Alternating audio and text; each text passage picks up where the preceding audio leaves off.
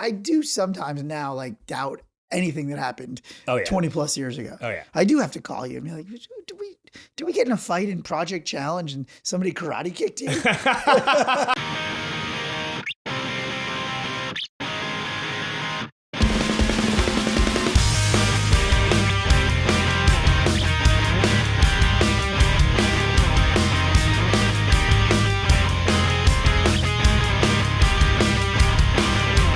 Man of the year, man of the year, man of the year. Welcome to the #1 friendship podcast in the country.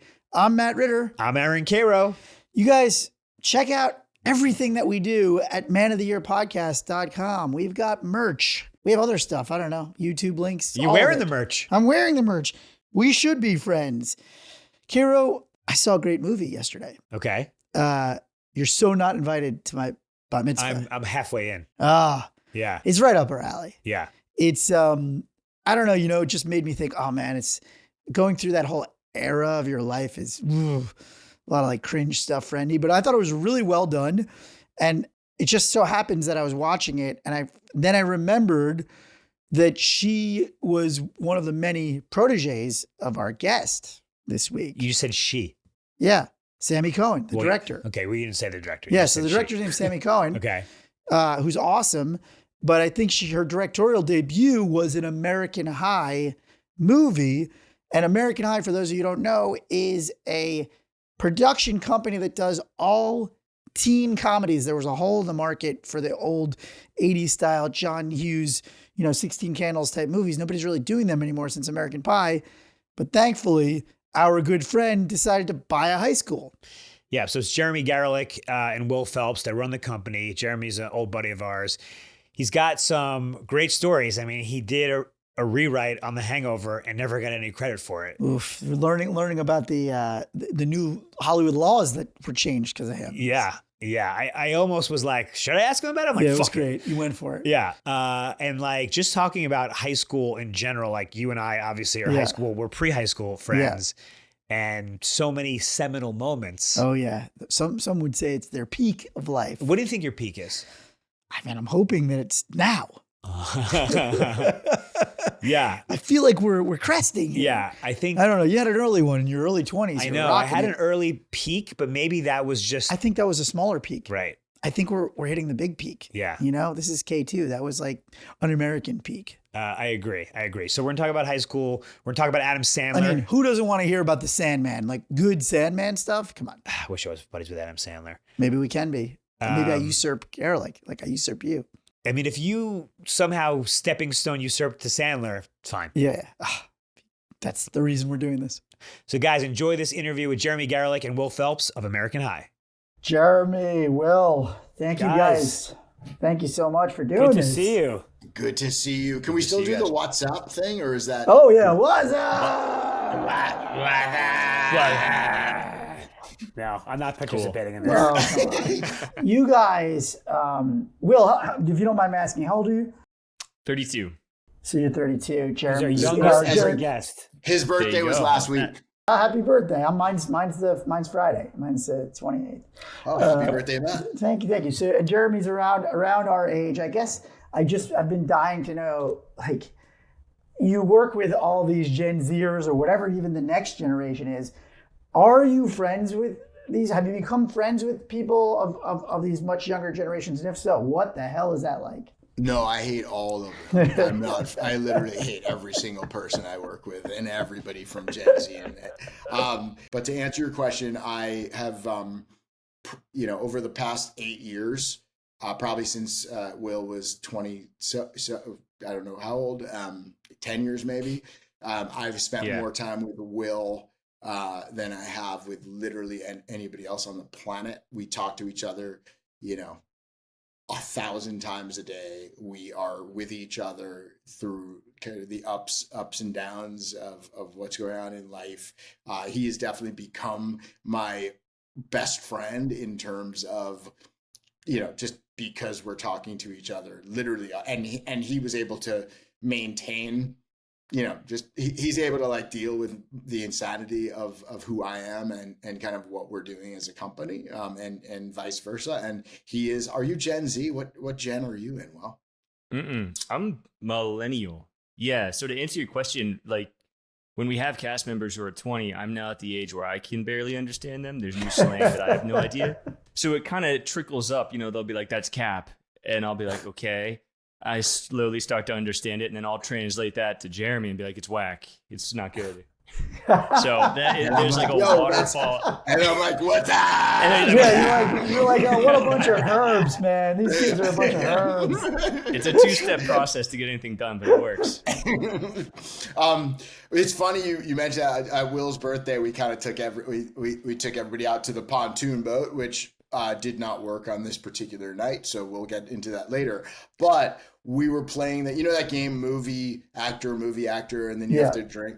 So we were playing the game movie actor, and literally nobody who was working, who is, from the ages of, I don't know, 19 to 23, like they don't know any movies, to the point where I said, I was like, Titanic. And then the person next to me, and I'm not going to, like, if you're listening to this, you know what? I'm going to call him out. Fucking Tristan, if you're listening to this and watching this, go watch the Titanic. It's insane and ridiculous that you haven't seen the Titanic or know who was in the Titanic. Anyway, sorry. I was shocked they didn't know Not Another Teen Movie, which is just making fun of several movies at once. And then I had to walk them through what it was to like 10 blank stares. Brad Pitt. I said Brad Pitt. I like Brad Pitt. And the person next to me, I'm not going to say who it was, but it's like, drink. No. What? You cannot name a movie with Brad Pitt? Oh my God. That hurts. Jeremy, you you went to high school in the city? I went to Clarkstown North High School, the Clarkstown North Rams in Rockland County, New York, New City, New York. Okay. Because me and Matt were talking, right? Because we're from Long Island, the suburbs. And we weren't sure if you like went to high school in the city, because that's like a very unique, I don't know if you had friends or hung out, like high school in the city, like you grew up real fast, like you're dealing drugs, like in homeroom and shit like that. No, so I did not have that experience. Like our high school was very much like your typical high school, like suburban high school experience. Where we would hang out at people's houses. We'd go to the diner. We'd go to the bowling alley. We'd go to somebody's party that would get canceled by, the cops would show up. So it's everything that you see in the John Hughes movies and everything you see in, like American Pie or those kinds of movies that was my high school experience. Was that sort of the impetus for all this? I mean, because I was thinking about John Hughes when I was thinking about you guys, I think you guys are our generation's version of that, right? I mean, you're discovering a lot of young talent and you're kind of speaking to that high school, kind of seminal formative years of your life. What are the influences? Is it John Hughes and all that, or are there other influences that kind of was it your own personal life of like just having great backyard parties or like, your own high school stuff? I love high school. I've always loved high school. I probably peaked sophomore year of high school in life. Were you an early bloomer? Because I was a late bloomer. That makes a big difference. I was an early bloomer. I was like the first in like 7th grade to get armpit hair. I like looked like me now when I was in 7th grade. And and I would say I peaked in life in my sophomore year of high school. So I've basically been trying to recreate that moment in time vicariously through other people. Yeah. Will, you look like somebody who was an early bloomer too. No, I was a late bloomer. I definitely peaked. Probably senior year of college was my highlight. Oh, guys, yes. I'm peaking right now. Yeah, no, I was a very late bloomer. I was 5 feet 97 pounds when I got to high school, so that was tough. 5 foot 97. Yeah, and I'm now 5'9" and probably too much weight, but you look good. You look great. Oh, but we were talking about John Hughes. I mean, was that a big influence? And do you feel like that? I mean, I grew up, as I'm sure you guys did, on Ferris Bueller and The Breakfast Club, and those movies kind of on HBO, and there was nothing, like it would just play over and over again. And Porky's, which I wasn't allowed to see, but then snuck to go watch Porky's. Oh, Like, Porky's my was the God. best. Oh my God. And Meatballs, then, Porky's. Meatballs. By the way, Meatballs, the writer of Meatballs, just passed away. Danny Goldberg, who is somebody who I worked with pretty close. He was Todd Phillips's producer of the Hangover, and just an incredible guy. Danny Goldberg wrote Meatballs. He wrote Stripes. Oh wow! Just an incredible guy. Unfortunately, just passed away recently. Anyway, I don't want to bring it down, but you mentioned Meatballs, so I figured take yeah, no, R.I.P. Damn. Yeah. Well, we'll move on. Will, what's your biggest heartbreak? Will, what's the biggest gut punch you ever took in your life? Yeah. I've been pretty lucky so far. I mean, the highlights for me have been really once we started working together, Jeremy and I. Our first movie, wrapping that was the highlight of my career so far, just because I had no business producing this movie. We had raised the money for American High. We had raised the money for our first few movies. At the same time, Jeremy got a show on Netflix, Best Worst Weekend. And we spent the summer working on the pilot. And then it was time to staff the writer's room right as we had the money to shoot our first movie and all the pieces were in place. And he said, look, you can either come write on this show or you can go out to Syracuse and produce the first couple movies while I do this series. And I said, okay, I'll do that. I had no idea what I was doing. I showed up. I still remember he said, when you get to set, wear a button-up shirt so that people know that you're the boss. And so it's like 100 degrees in upstate. I don't remember that at all. You can tell if you look at the pictures from the first couple days, I'm wearing like a fancy button-up shirt in 100-degree heat. No one else is. Everyone on set is an intern because there was not many people in Syracuse that knew how to shoot a movie. They're looking at me saying, what should we do? I'm sweating profusely in khakis and a button-up, not sure myself. And we just made it work all the way through the summer. And after that and the next movie, I felt confident enough that then I started line producing. And so, yeah, wrapping the first movie and having it not fall apart and doing it kind of sink or swim, that was definitely a highlight. That's kind of been a philosophy. Like Will is a little bit underselling it. Like Will came in to work as my assistant, right as like this was kind of a thing that was in the back of my head as something like I wanted to work on a little bit at the time, and then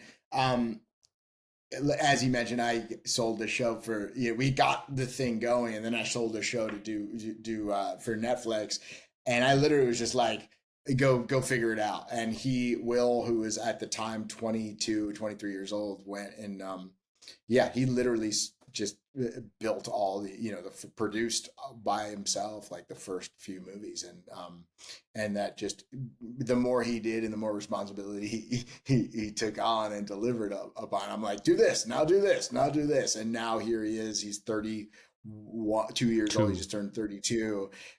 He's produced 19 how many movies have you produced? 15 produced, yeah. So Will's produced 15 movies over the course of the last 5 years. He started a digital network in January that just yesterday we passed 100 million followers on. I mean, did I just say 100 million followers? We're beating The Rock. It's great. Yeah, we're bigger than The Rock. No, he just launched this digital network called American High Shorts that just passed 100,000 followers on Instagram, and we're close to $600,000. Just over by the half way, a you million can on see TikTok. my this is why I can't get along with Gen Z. I can't even say numbers. Yeah, I know. You're like, we have 100 million followers, $600 million. We've got a million talks on MySpace. So you guys are working together, your buddies, just like me and Matt, right? So me and Matt have been friends since second grade. Now we're working together. It's a little different because me and Matt are equal partners in this. So you consider yourself the boss, Jeremy? Are you does that affect your friendship? Like, how does that work? Well, I do consider myself the boss right now, but I'm kind of an idiot boss who knows that my partner Will is a lot smarter and better than I am. We are definitely like great friends first. We are partners in every possible way. So how do you think, Will, like in terms of like where our friendship and partnership kind of crosses over. Yeah, I mean, we both have the same weird tendencies down to like OCD tics that I noticed kind of in the first even year of working together. I was like, oh, that's weird. He touches the doorway 3 times walking out, and he's like, cannot listen to a lawnmower, and I will go insane if someone's breathing too loud. Like, we have the same weird tics and also the same sense of humor. So it all kind of works really well. And yeah, I mean, Jeremy is the boss, but what works well, I think it works better because we, you know, if there is an argument, if he really feels strongly about something, okay, decision made. But what's great is he often trusts me to make the decision. So unless it's something life or death with the company that he just has to say like, no, we're going this way, often he'll be like, whatever you think.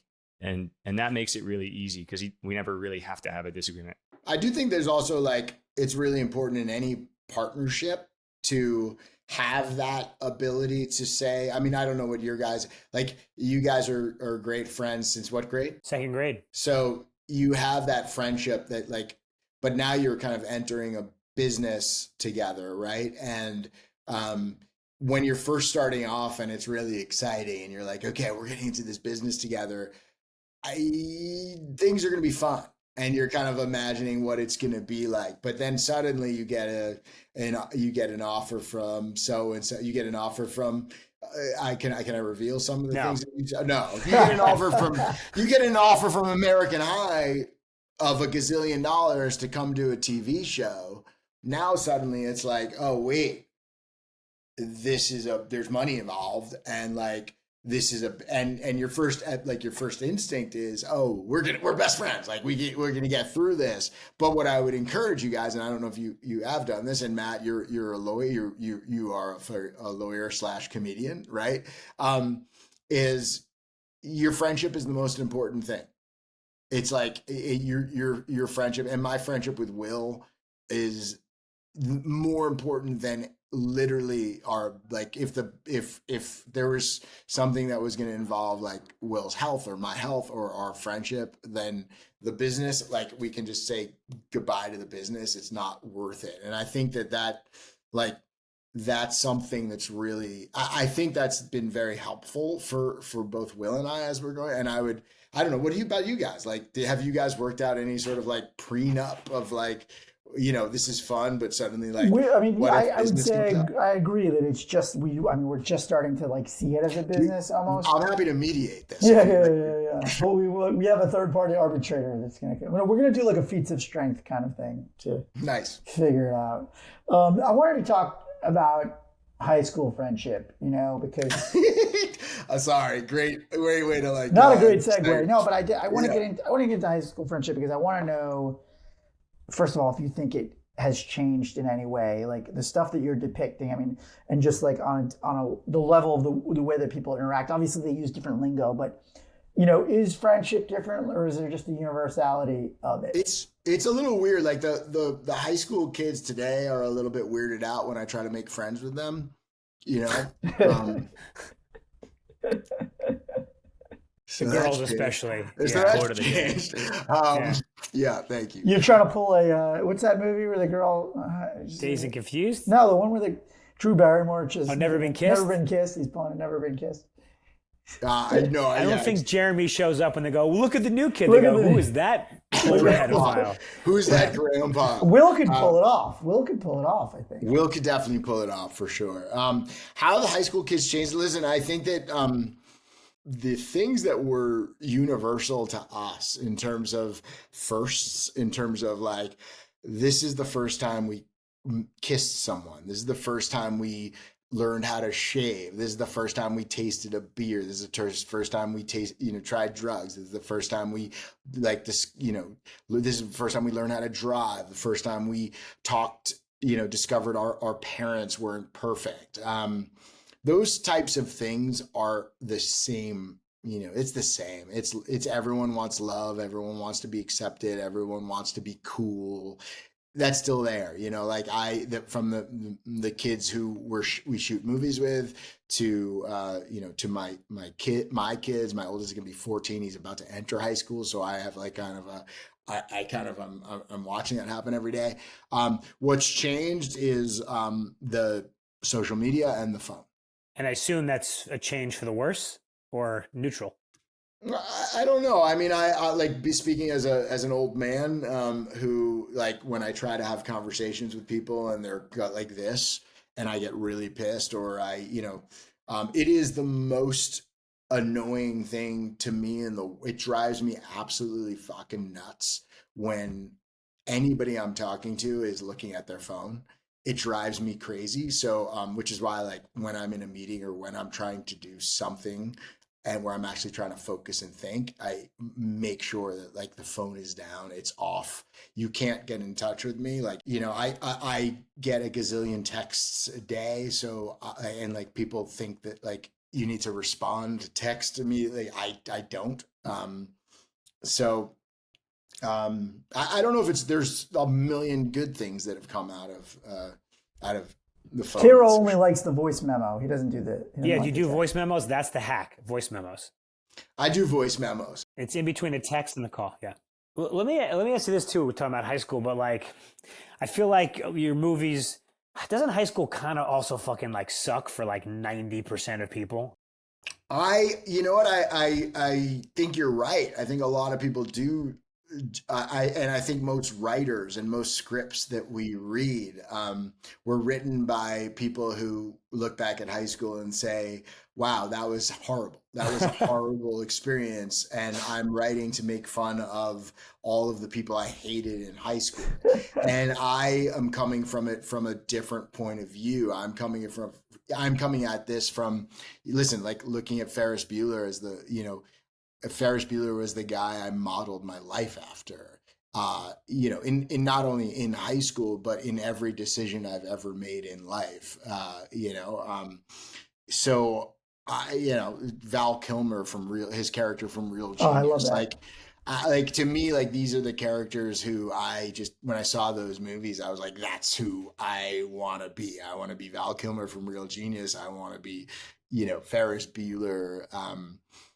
And I want to tell for me, I like telling the stories of the people who are from a perspective of people who actually like enjoy, like had fun in high school. And I think that's a little bit different. Probably smart to not make your production company about high school, about the shitty experience.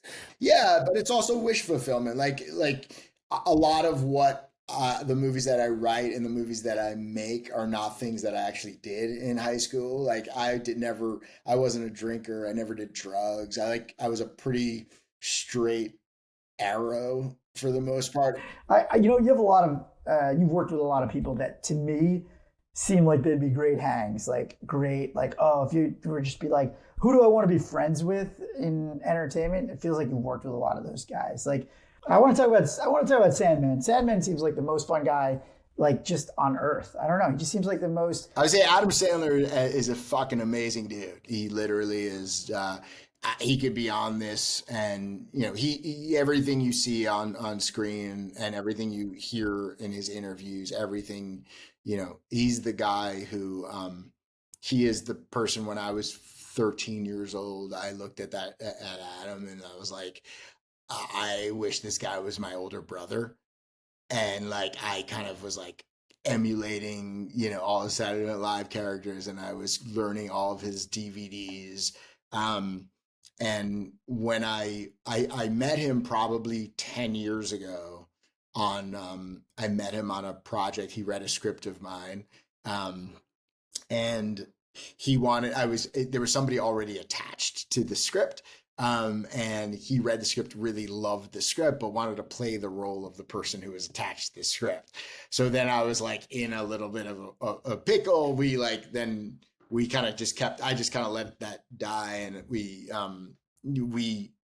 kept in touch. I played basketball with him a number of times. And then finally, when the opportunity to direct Murder Mystery came up, I finally got the chance to work with him, and it was awesome. It was really, they say never meet your heroes, but like you can meet your hero if your hero is Adam Sandler. He produced a movie that Sammy Cohen directed, and Sammy Cohen got her shot directing her first movie for us called Crush. We've broken a lot of first time directors, which is one of the things I'm most proud of. But then after she directed Crush, I connected her with Adam to direct this movie called You're So Not Invited to My Bat Mitzvah. And she directed that with Adam's daughters starring in it. And it's such a funny movie, and she did such a great job. And Adam's daughters are incredible. And that's awesome. I mean, I think it's so cool. I mean, I just think that's so cool that you guys have gotten to break a lot of talent. Just in general, it's hard to get a chance in Hollywood, and now you guys have broken them from Syracuse into Hollywood. I just think that's really inspiring, and just like, I don't know, you're doing something awesome for a lot of people. It's amazing, you know. Thank you. I think we've done like 15, 16 movies, and 14 of them are first time directors. Wow. I'd say 13, 14 first time directors. And you can only do that outside of a traditional ecosystem. That is true. You know, I mean, it's like not even possible. I wanted to ask too about Sandler. Like, it seems like the best, but I'd be like, if I wanted to go out and like talk some shit, like Vince Vaughn seems like the most fun guy to go out and just like talk shit with. Yes. Take like actual work out of it, like just hanging out. Sandler and Vince are like the greatest. They're both just the greatest for sure.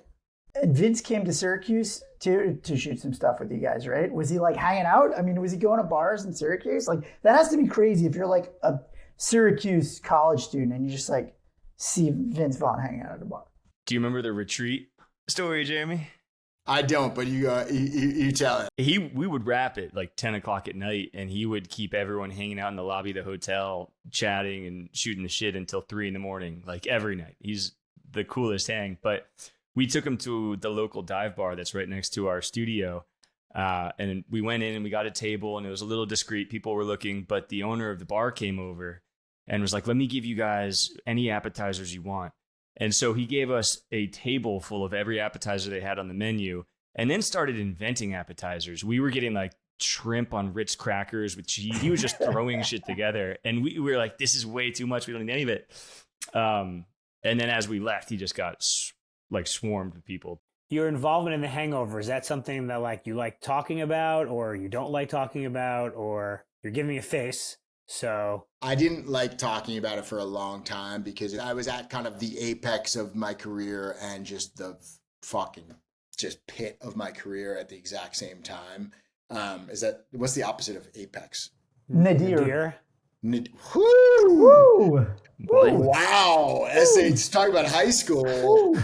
Wow. Yeah, 2 Ivy League guys here, you know. Wow. 3 Ivy League guys. You know, I remember I had such a good time working with Todd Phillips, right? And we just going and we took a script that was written by John Lucas and Scott Moore. That was a phenomenal idea. It was just a phenomenal idea. And it was a hook, and it had 4 or 5 elements that are still currently that were in the movie. But Todd Phillips and I, we took that idea and we took some of those elements and we basically rewrote the entire thing, and we started from scratch. And it was a lot of work. It was a lot of time. It was a lot of energy. And I remember going to the first test screening of that movie, and I had my name on the credits during the test screening and everything. And I remember walking out of the test screening and calling my wife, and I said, I just watched one of the funniest movies I've ever seen, and I wrote it. It was an incredible moment, and I had there was a lot of like Hollywood buzz and all that was going on, and every person who saw, like in Hollywood, who saw the movie, like in early buzz screenings, also read the original script. So they knew they knew what what came from Todd and myself versus what was there. And then I got a letter at some point from the Writers Guild basically saying, oh, we this, it's just saying like, okay, you're not getting credit on the movie. And I then kind of hit a place of like, that was when I kind of hit the nadir, if you will, of my career, because it was really hard to kind of swallow that. But it was both awesome because the decision makers in Hollywood knew what I did. Todd, I still have a relationship with Todd. He's a good friend of mine. Like he's a mentor for. He was just as bummed that he didn't get writing credit for it. Isn't that just business in a nutshell? You could have like the best day of your life and the worst day of your life in like the same week. That's our career. That's like that's like literally what it is to be in Hollywood or doing this in our business. What's really challenging is for a while it was like, oh yeah, Todd and I wrote The Hangover. But then it's sort of like, oh wait, but why don't you have writer's credit? Oh, well, it was a rewrite, then there was a writers guild, and there was actually a strike happening, and there was all these factors that led to it. But it's a pain.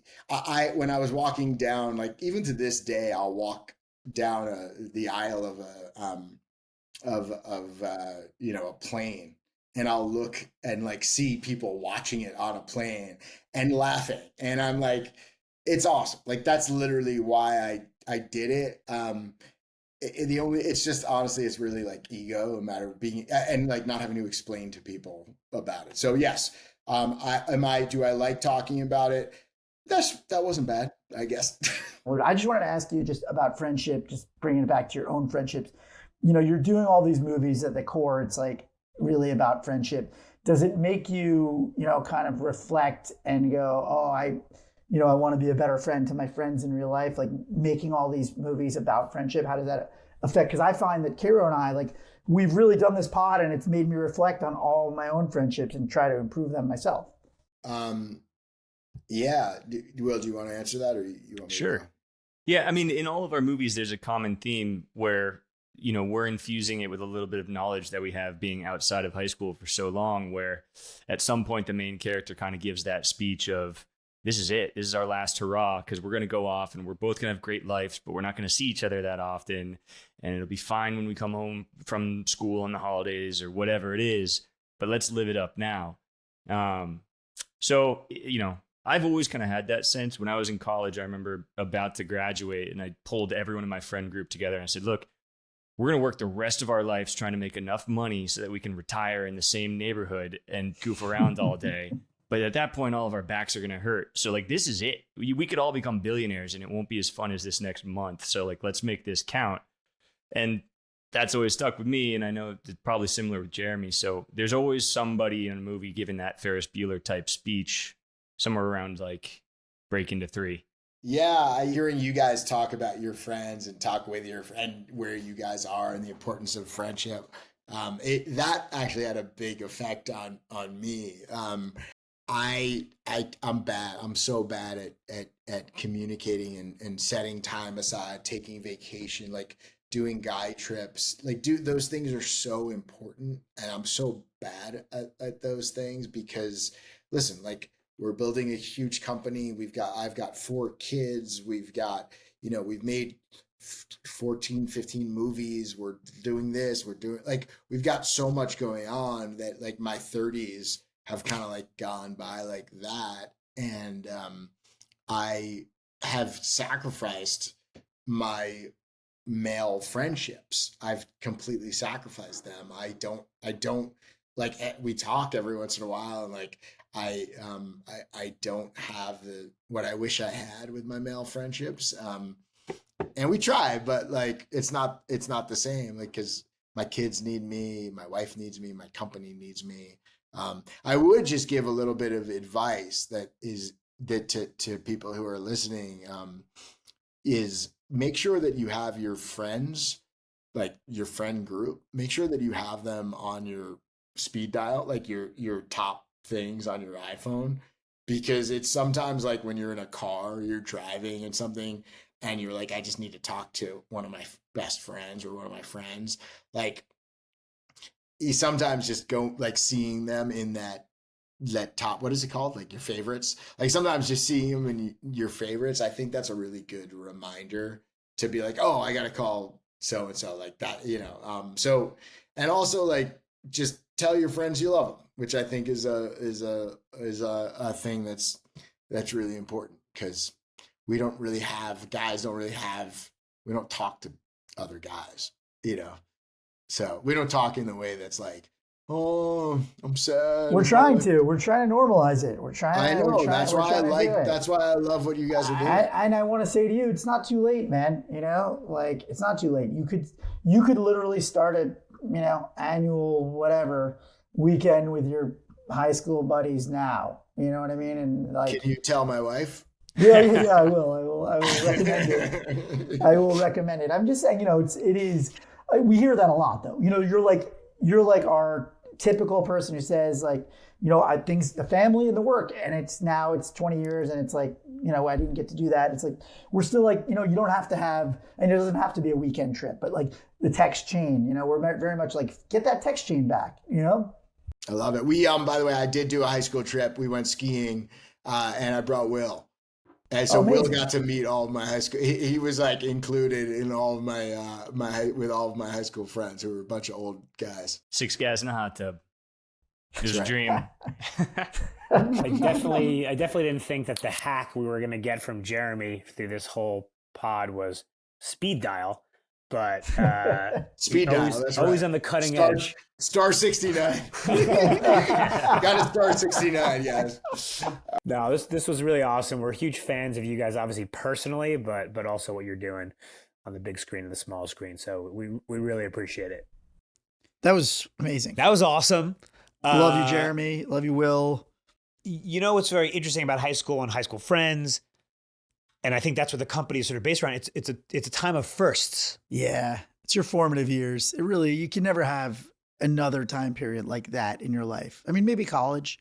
Yeah, but think of all like first time driving, first dates, like, you know, first smooch.